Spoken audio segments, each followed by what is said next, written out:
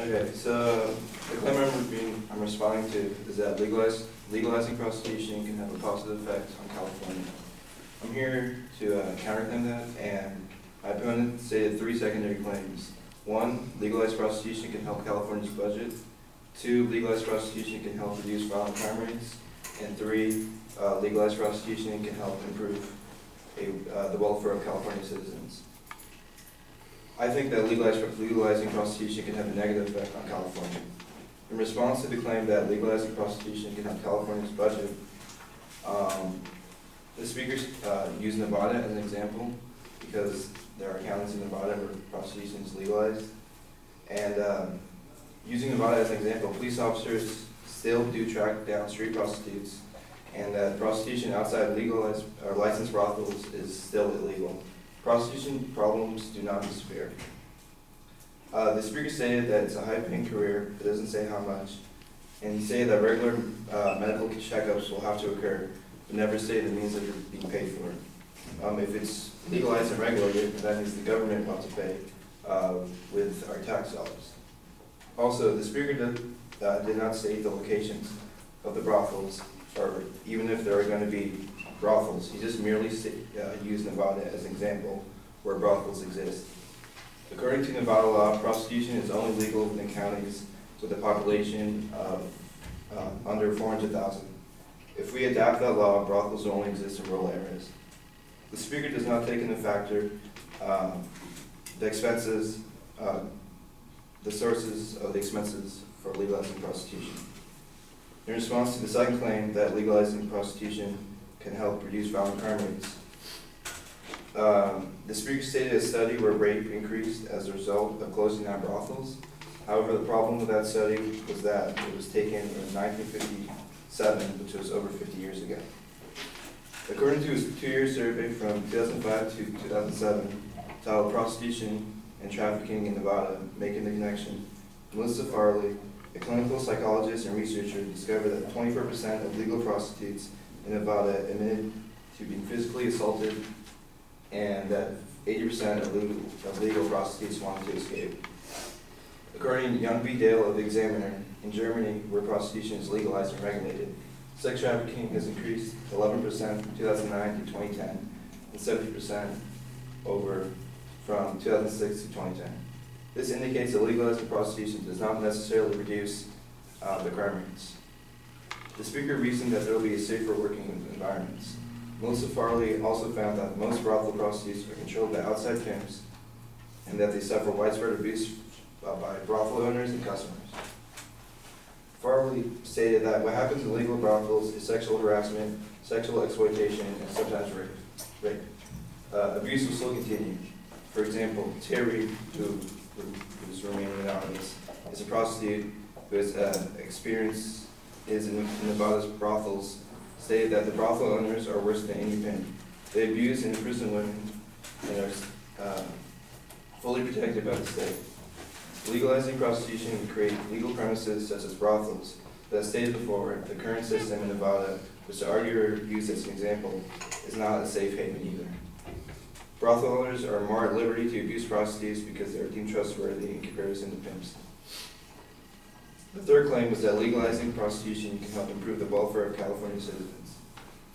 While there will be monthly checkups, prostitutes can engage in sexual activities outside of the job without any protection. The speaker states that it can help improve welfare of California citizens. It won't improve the welfare of California citizens through mandatory use of condoms and checkups.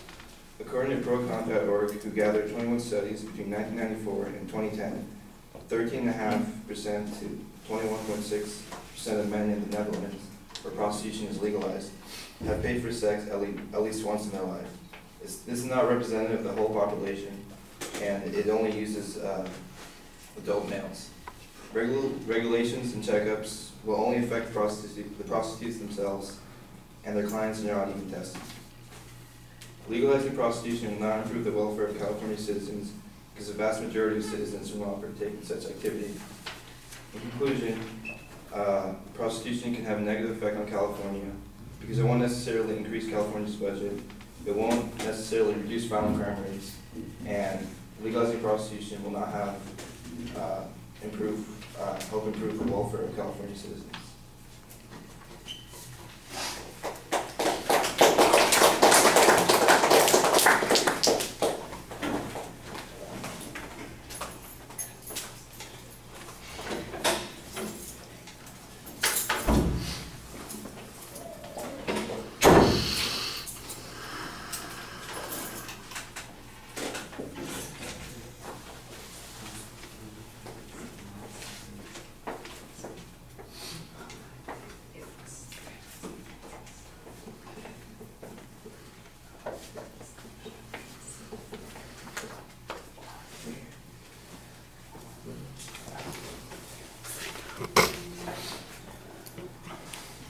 Right, the structural things are all fine. As you get to the individual points, sometimes you're letting the evidence do the talking and you need to make more specific claims. I did think in a couple of spots you did okay on this. So for instance, on the first part, when you're making the argument about Nevada, you want to point down, your claim ought to be basically that Nevada fails to prove any budgetary benefit. I didn't really hear any fiscal numbers being presented. I did hear a number that suggests that there's still a lot of prostitution. The police still have to deal with that issue. So I don't know if that addresses tax issues that the advocate was talking about or law enforcement issues that also came up. At best, it seems like it's an additional cost that's going on, and it's okay, but I'm not sure that it outweighs whatever potential benefit is being presented. I don't remember what the advocate's evidence on that point was. That's a place where I think you could use a little bit more comparison that you're talking about.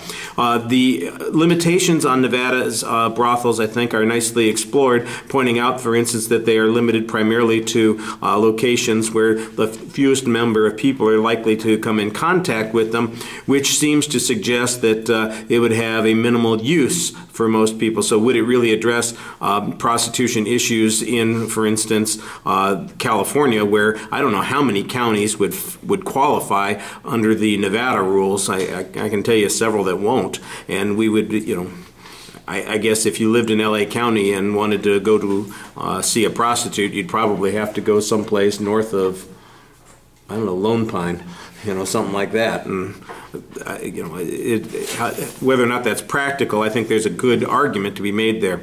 On the crime issue, I do think you had a nice challenge on the evidence that the advocate presented, basically being, old information, and then pointing out more recent information that shows that legal prostitution has increased the number of people in trafficking. That it's we continue to have problems in the brothels where there is violence. The whole argument that the brothel owners, in essence, become pimps and hold folks and treat them incorrectly. That's a big workability argument that would be made in a policy argument, and it seems to address the issue that the advocate's talking about there. On the welfare of the citizens, I was a little bit confused because you had that percentage from the studies that suggested where there was legalized prostitution, 13 to 21% of the men use that. So is that higher or lower than what we have here? If it's lower, does that mean that there aren't that many people who are going to use it? If it's higher, does that mean that we're going to have increased exposure because more people are going to use it? I didn't really understand which direction you were going with that particular argument. I think your presentation needs to be a little bit more energetic, but you did a good job labeling the issues. All right, thank you.